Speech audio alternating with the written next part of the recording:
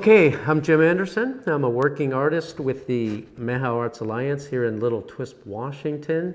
And this is part 3 of a 3-part lesson about the amazing life underground called Wiggly Worms and Itsy Bitty Critters.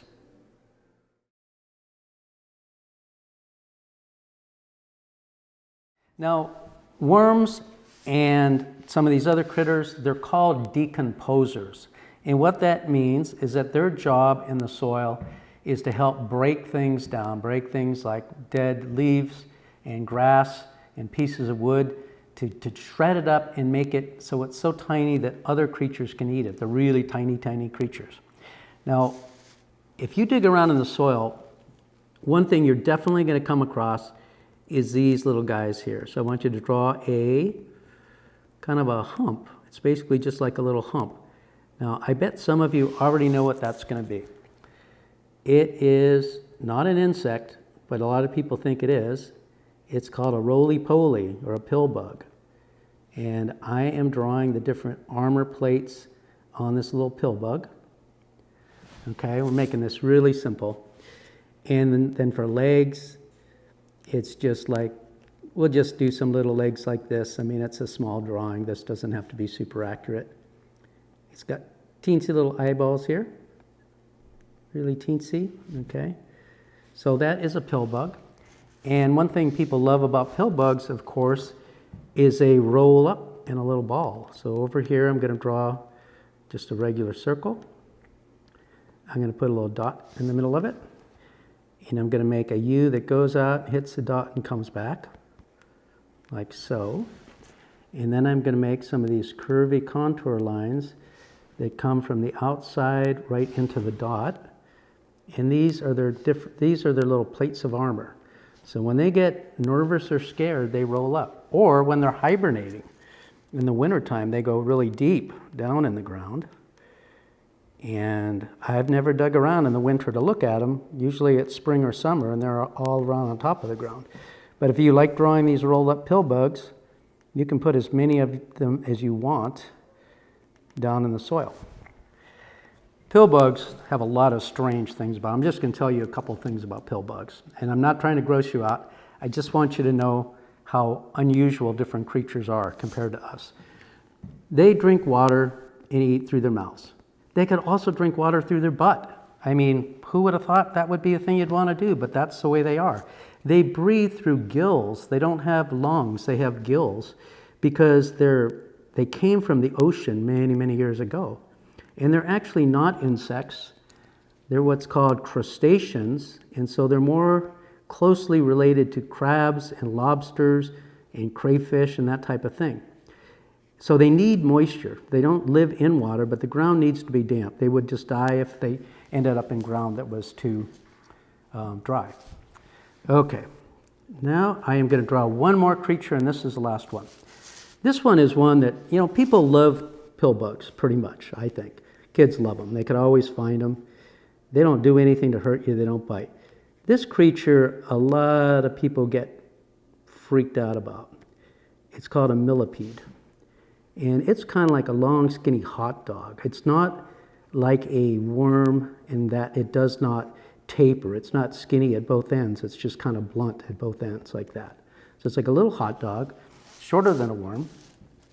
It's got an armor plate right by its head that's like really wide and really dark. That's called its column. And it's kind of like a ram. When they're going into the soil, they use it to ram. And then its head is this kind of little black thing drops down here.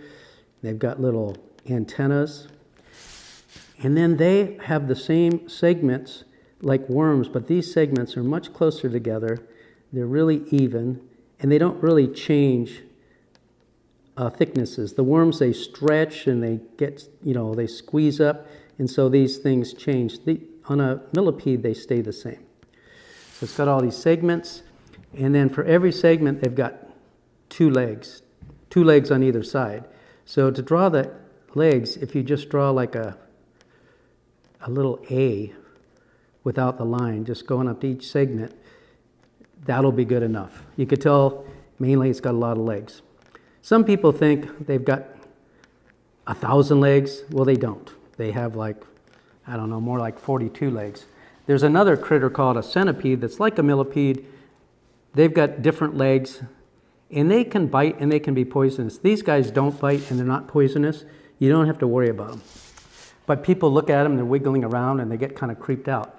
They're harmless, and they do the same things that pill bugs do. They shred up the dead material, make it into little bits, and they eat it, and then they poop it out. And believe it or not, these little pill bugs, they like to eat poop. They like to eat their own poop. They like to eat other people's poop. They're just like, hey, it's good stuff. You know, don't judge me. I'm a poop eater. I'm a crustacean. I'm an arthropod. That's a cool name, arthropod. That's just what we do. So it's nature. We don't sort of judge, but we don't try these things at home. You know, don't try to do what these guys do. Okay, one thing I love about these millipedes is when they get scared, they can't roll up in a ball, but they curl up real tight in a spiral. So a spiral starts by just drawing a C and then going around. And this, I find this to be rather difficult to do, actually. You might not. You go around and you try to keep the thickness the same. And again, this is a place where I will turn my paper to get at the best angle. So always feel free to turn your paper around. You'll probably find it way easier. Like just since I started turning my paper, all of a sudden it's not hard. It's hard when I do it the other way. So I'm just using really sketchy lines. Spirals are just fun to do. If you ever feel like just doodling, sometimes just doodling spirals I find very satisfying for some reason. So they curl up into this little coil. Okay. And then this is their head, and there's kind of a little whoop thing there. And then it's the same thing. You just add the little curvy lines. I can't even say that they're smiles or frowns, because since they're turning around, it's going frown, frown, frown, and then it's turning to smiles. And when you ink these up, if you ink them really carefully, they just look kind of cool. I mean, they look sort of like fossils, I think. So these little fellers also, they hibernate too. So you could, if you wanted to draw more of them, you could draw more of them. You could draw another one down here. Now, the thing is about soil, these are the biggest things in the soil. These are like, when you talk about the life in the soil, these are like the whales and the elephants. This thing here, it's like the giantest, biggest whale that we have on our planet.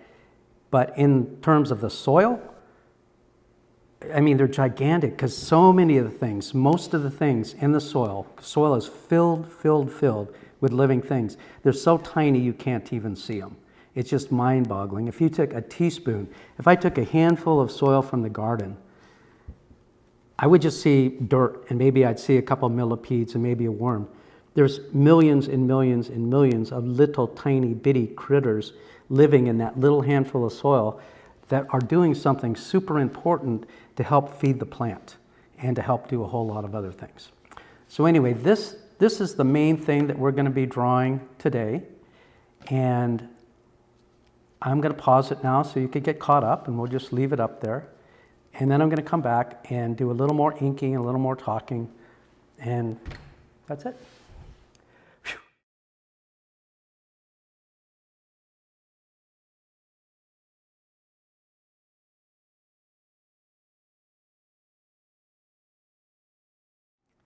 Okay, now hopefully you may have been inking as you go along, so you don't have to do all at once. Never do it all at once. If you get tired of doing it, just stop doing it for a while.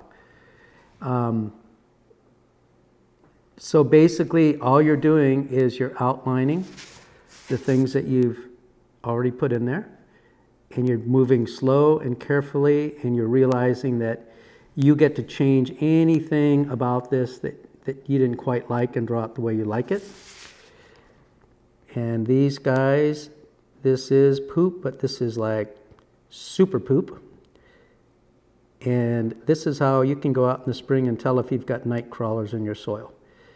Now, so that's this whole thing that's left now for a long time is inking, and I'm just going to ink a little bit with you. And remember how we took a couple bites out of this leaf so it looked kind of, now even though I've already drawn it, I could take another big bite out of it like that. And then I'll ink that. And then the next step, the last thing I'm going to show you that's super important is erasing the pencil. When you erase, it is so good to have what's called a magic eraser or a vinyl eraser. It's these white rectangular ones. They're my favorite. It's super important to take your fingers and spread them out like this so you hold the paper really good. And then you erase just really, you kind of like use a circular motion. And that way you could get all of the pencil out of there. And you get a lot of crumbs. And then you also see, oops, oh my goodness, I forgot to ink that place. And so you just go back and ink it right now. Okay?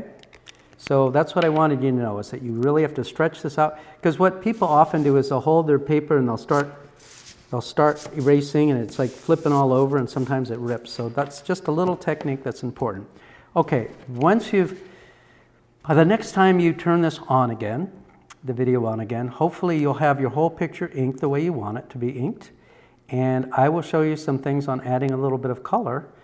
And then we'll talk a tiny bit more about all the different creatures that are in there, and you will have learned some things about drawing and hopefully a lot of things about living soil. Okay, so I'll see you in a little bit.